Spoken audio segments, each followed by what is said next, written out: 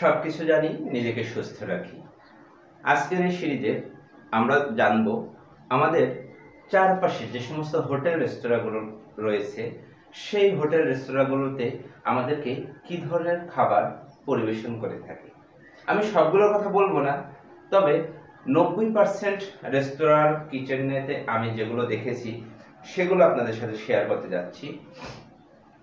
প্রধানত যে সমস্ত রেস্তোরাঁয় আমি দেখেছি যে গ্রিল তৈরি করে, তো গ্রিল কি করে, তারা আজকে যেটা থেকে দেয় তারা সেটা ফ্রিজের মধ্যে রাখে, ডিপ ফ্রিজে রাখে। এখন সেই ফ্রিজটা কেমন থাকে, সেই ফ্রিজটা প্রচন্ড মানে অপরিচ্ছন্ন, একবারে রক্ত পড়তেছে, মানে রক্ত রক্ত ছিটিয়ে আছে, প্রাণীর পচে গুলো গন্ধ হয়ে গেছে, দুর্গন্ধ হয়ে গেছে, এমন ফ্রিজে তারা এই গ্রিল রাখতেছে। শুধু গ্রিল না, এর সাথে বিভিন্ন করে রান্না করা মাংস বা খাবার, ভাত পর্যন্ত তারা সেখানে রাখতেছে, রেখে আবার পরের দিন সেটা গরম করে খাওয়াচ্ছে। কিন্তু এটাতে সমস্যা কি হচ্ছে, যখন তারা এই রান্না করা খাবার কাঁচা মাছ মাংসের সাথে রাখতেছে, তখন কি হচ্ছে, এই খাবারের সাথে ওই কাঁচা মাছ মাংসের যে ব্যাকটেরিয়াগুলো ওগুলো সংক্রমিত হয়ে আসতেছে, ফলে সেটা আমাদের সুস্থ থাকার জন্য সেটা উপকারী না। এরপরে আর একটা বিষয় দেখি, তাদের কিচেনে অপরিচ্ছন্নতা এত বেশি অপরিচ্ছন্ন, সত্যি বলতে বড় থেকে ছোট, আমি হাতে গোনা হয়তো সর্বোচ্চ আমি অন্তত এই গত 1 বছরে 100 রেস্টুরেন্টে গিয়েছি। তো 100 রেস্টুরেন্টের মধ্যে হাতে গোনা সর্বোচ্চ 10টা রেস্টুরেন্ট হচ্ছে আমার কাছে পরিচ্ছন্ন মনে হয়েছে, স্বাস্থ্য উপযোগী মনে হয়েছে, আর বাকিগুলো খুবই অস্বাস্থ্যকর।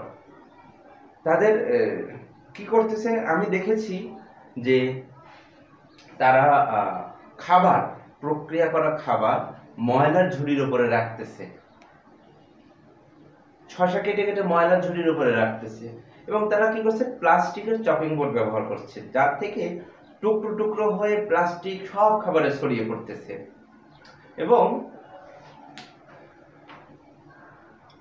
তারা কি করছে, আর একটা জিনিস, খাবারে রং ব্যবহার করতেছে, যে রংটা হচ্ছে আমাদের সরাসরি লোহার গায়ে বা আমাদের কাপড়ে বা ইন্ডাস্ট্রিয়াল যে রংটা, তারা সেটা খাবারে ব্যবহার করতেছে, কিন্তু আমাদের স্বাস্থ্যের জন্য খুবই ক্ষতিকর।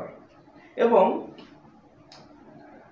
আর একটা বিষয় হচ্ছে, খাবারের যেখানে রাখে বা ফ্রিজের মধ্যেও প্রচুর পরিমাণে তেলাপোকা বিচরণ করছে, এটা কিন্তু আমাদের জন্য খুবই অস্বাস্থ্যকর। আমাদের খাবারে তারা প্রচুর পরিমাণে বাইরের থেকে রোগ জীবাণু, তেলাপোকার বাসস্থান কিন্তু খুবই অপরিচ্ছন্ন পরিবেশে, সেখান থেকে রোগ জীবাণু এনে কিন্তু আমাদের খাবারে দিয়ে দিচ্ছে। শুধু তেলাপোকা না, আমি খাবারের মধ্যে বড় বড় ইঁদুর চড়ে বেড়াতে দেখেছি, কিন্তু এগুলো তাদের চোখে বাজছে না, এগুলো মনে হচ্ছে তাদের পোষা প্রাণী। তো এবং আর একটা বিষয় হচ্ছে, জিলাপি তৈরিতে তারা হাইড্রোস ব্যবহার করতেছে প্রচুর পরিমাণে, এবং বিশেষ করে বিরিয়ানি বা ফ্রাইড রাইস জাতীয় খাবারে তারা কি করছে, গোলাপ জল, কেওড়া জল নামক এক ধরনের কেমিক্যাল ব্যবহার করতেছে, যে কেমিক্যালটা মানুষ মারা গেলে ছিটায়, এবং এটা স্বাস্থ্যের জন্য ক্ষতিকর। তো এই ধরনের ক্ষতিকর দ্রব্য মিশ্রণ করে তারা কিন্তু আমাদের জন্য খাবার তৈরি করতেছে। তো আমাদের এজন্য উচিত, আমরা যেখানে খাবো অবশ্যই যে পরিবেশে খাবারটা রান্না হচ্ছে সেই পরিবেশটা আমরা দেখব, কোথা থেকে তাদের খাবারের সোর্সটা দেখব, তাহলে আমরা সুস্থ থাকতে পারবো।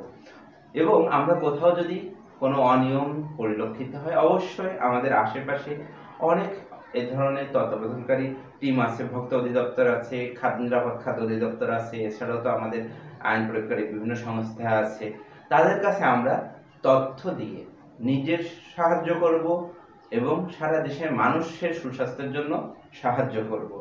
সবাই ভালো থাকবেন, সুস্থ থাকবেন, এবং অবশ্যই খাবার দাবার খাওয়ার পূর্বে বেছে শুনে দেখে খাবেন।